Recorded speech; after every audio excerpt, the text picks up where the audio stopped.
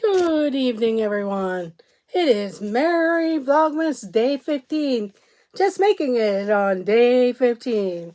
Here we go. Let's do the chocolates. And we have a chocolate drum this evening. A chocolate drum for Day 15. And we will choose the story. Day 15.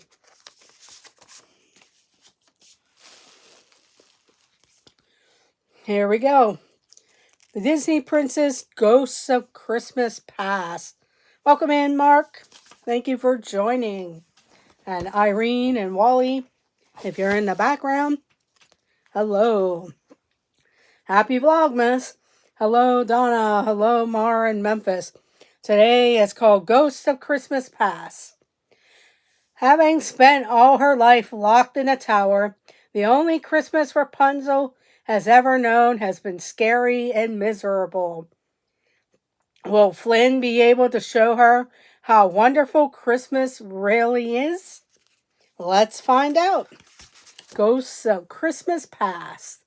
It should have been a joyous time.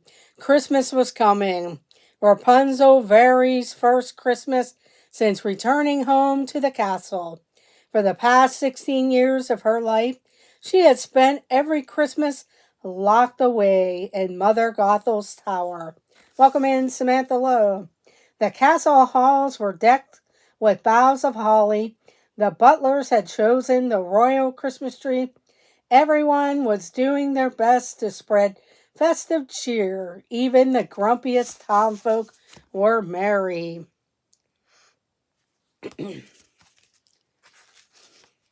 But in the royal family, one person was not ready for a happy Christmas. No way, said Rapunzel. I refuse to celebrate Christmas. What? Cried Flynn. Why don't you want to celebrate the most wonderful time of the year?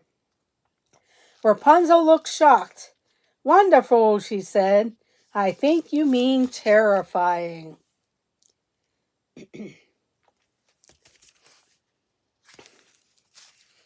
Flynn was confused until Rapunzel shared her memories of Christmases spent in Mother Gothel's tower.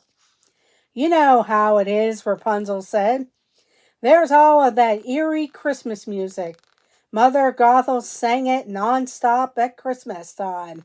I hate chanting and growling. That didn't sound like any Christmas music Flynn had ever heard. Okay, he said, trying not to smile. What else? Mother Gothel also told me the tale of Nicholas, the ghostly Christmas elf. How he creeps into children's rooms on Christmas Eve and steals them away. It kept me up at bedtime, Rapunzel sighed and shrugged, but I guess all kids have trouble sleeping on Christmas Eve. Did you? Welcome in, Penguin Master. Actually, no, Flynn said. I couldn't wait to go to bed and wake up on Christmas morning. You know, that's not what Christmas is like at all. From everything Rapunzel was telling him, he could see that Mother Gothel had gone out of her way to ruin Christmas for Rapunzel. She didn't want Rapunzel to leave the tower, Flynn thought. Sadly, ever. Well, he could do something to change things now. Welcome in, Pam's Fam.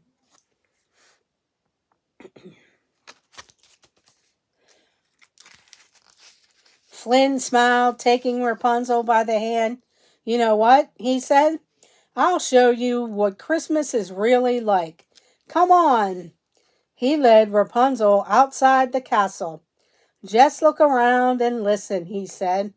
Does this seem spooky to you?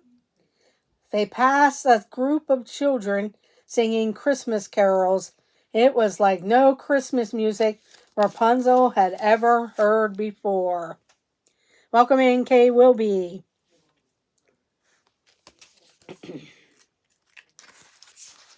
A small boy raced over to Rapunzel. He held out a package wrapped with a golden bow. "Merry Christmas, Princess Rapunzel," he said.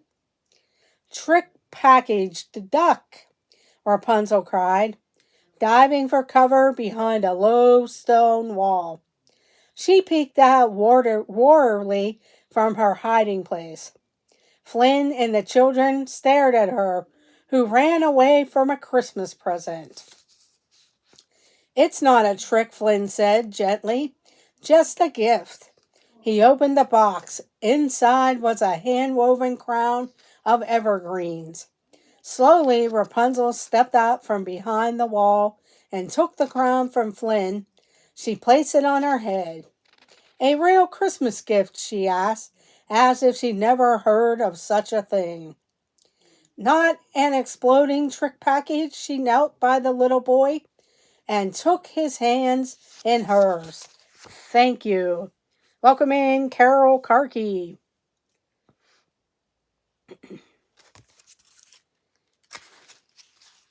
Rapunzel and Flynn wandered further into town, came across the townsfolk decorating an enormous Christmas tree.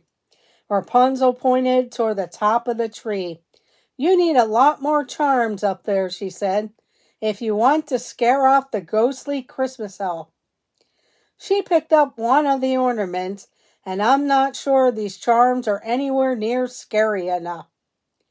"They're not charms," Flynn explained.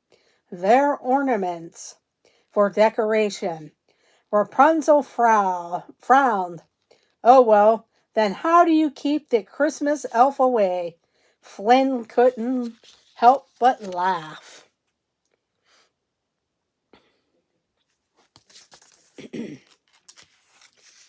They went back inside the castle, where Flynn found some books about the real St. Nicholas. "See, St. Nicholas isn't a ghostly Christmas elf. He's a jolly old fellow who travels far and wide on Christmas Eve, bringing gifts to all the boys and girls." Flynn showed Rapunzel drawings of a smiling, bearded man carrying a sack full of presents. Definitely no kidnapping.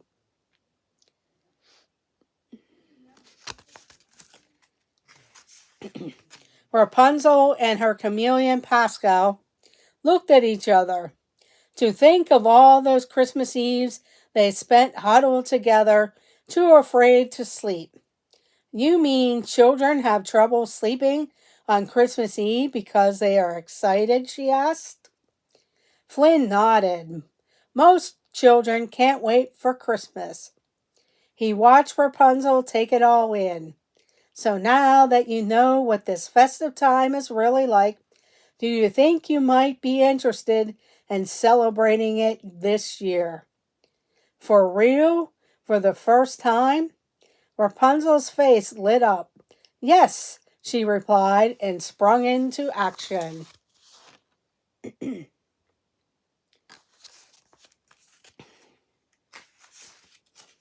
For the next few weeks, Rapunzel lived and breathed Christmas, enjoying everything the season had to offer. Everything she had missed out on while living in the tower. In the castle kitchen, she helped bake dozens and dozens of crumbly Christmas cookies. She learned every word of Christmas carol she had never heard before. She decked every undecked part of the hall with garlands and ribbon, and for the first time she made beautiful, not spooky Christmas ornaments. Finally, she gathered paper, ribbons, and gift tags and carefully wrapped handmade presents for each member of her family. She could hardly wait until Christmas to see them opened. Welcome in, Jonathan Chong.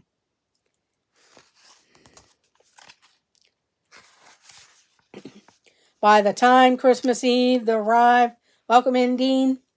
By the time Christmas Eve arrived, Rapunzel was exhausted but very happy. Rapunzel's father, the king, proposed a toast. For years our hearts have not felt entirely whole at this time of year. He paused. An important part of them was missing. He smiled at Rapunzel. The queen raised her golden goblet and added her own words to the toast. But now, for the first time since you were born, Rapunzel, this Christmas is a joyful one for all of us. Rapunzel couldn't agree more. Surrounded by her loving family, in front of the crackling fire, she could not imagine a better Christmas.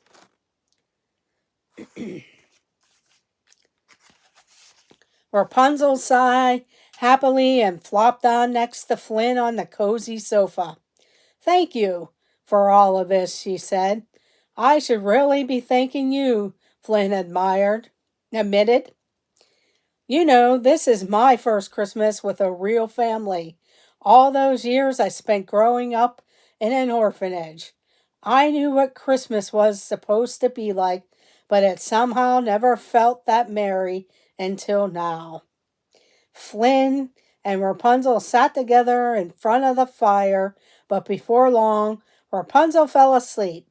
It had been a wonderful Christmas Eve, and there would be many more like it for years to come.